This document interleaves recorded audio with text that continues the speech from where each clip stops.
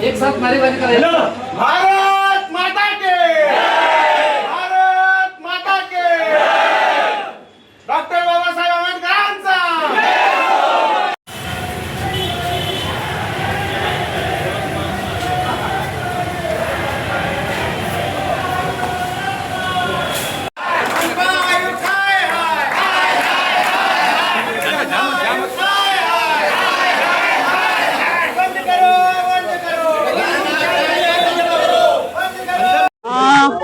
पावसाळा ऐनवेळेवर पावसाळा सुरू असताना आयुक्त साहेबांनी आपल्या सूडबुद्धीने एक निर्णय घेतला। अचानकपणे 160 सफाई कामगारांना घरी बसवले आणि त्यामुळे चंद्रपूर जिल्ह्यामध्ये आपल्या पूर्ण चंद्रपुरामध्ये एवढी गंदगी साचली आहे, नाल्यांमध्ये असो की बाहेर असो कचऱ्यांचे ढिगारे लागले आहेत आणि त्याच्याकडे कोणीच लक्ष देऊ नाही राहिले आहेत।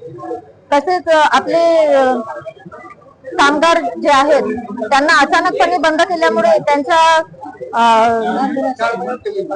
त्यांचे पेमेंट सुद्धा झाले नाही, 4 महिने झाले आणि त्यांच्या आर्थिक परिस्थितीवर सुद्धा परिणाम झालाय त्याचा।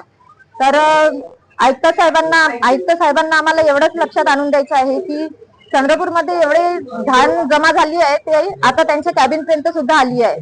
त्यामुळे तुम्ही लवकरात लवकर काहीतरी तात्काळ निर्णय घेऊन 48 तासामध्ये तात्काळ साफसफाईचे काम सुरू करा आणि आपल्या कर्मचाऱ्यांना कामावर घ्या, एवढी आमची मागणी आहे।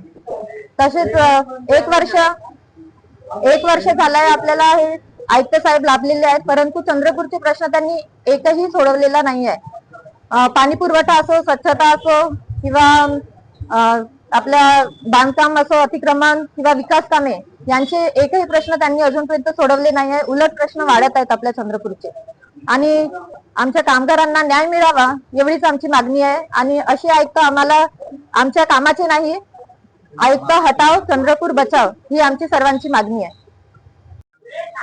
आज जे चंद्रपूर शहराची घाण साफ करत आहे, चंद्रपूर शहराला जे स्वच्छ करत आहे, असे आमचे 172 कामगार या आयुक्त साहेबांनी यांच्या परिवारासहित यांना रस्त्यावर आणून ठेवलेला आहे। यांचे 4 महिन्याचे पगार मिळाले नाही ते तर दूरच आहे, पण यांना कामावरून सुद्धा कमी करण्यात आलेला आहे।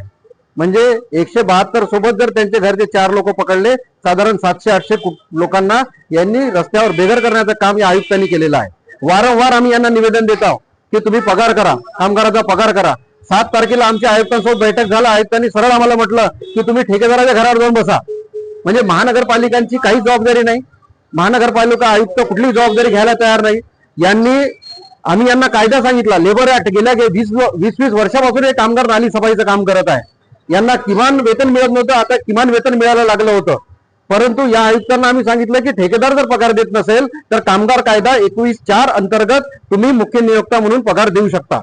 तर आयुक्तांचं म्हणणं होतं असं आम्ही करू शकत नाही, पण आज त्याचं आम्ही पत्र रायटिंग मध्ये कामगार आयुक्ताकडून आम्ही आणलेलं आहे। याच्यामध्ये दिलेलं आहे कामगार कायदा 21(4) मध्ये जर ठेकेदार पगार करत नसेल तर मुख्य नियोक्ता म्हणून महानगरपालिका प्रशासन पगार करू शकते।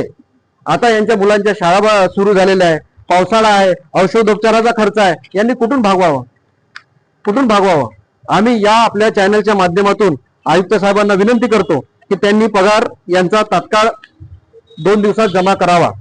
आज या कामगाराच्या समर्थनार्थ 66 नगरसेवक आहे आपल्या चंद्रपूर शहरामध्ये, परंतु चंदनखेडेताई यांच्या पाठीशी उभे राहिले आणि आज त्यांनी आणला आणि आयुक्तांना दाखवून दिलं की तुमच्या दालनात जर कचरा आला तर काय परिस्थिती होईल। अशीच घाण संपूर्ण शहरात झालेली आहे।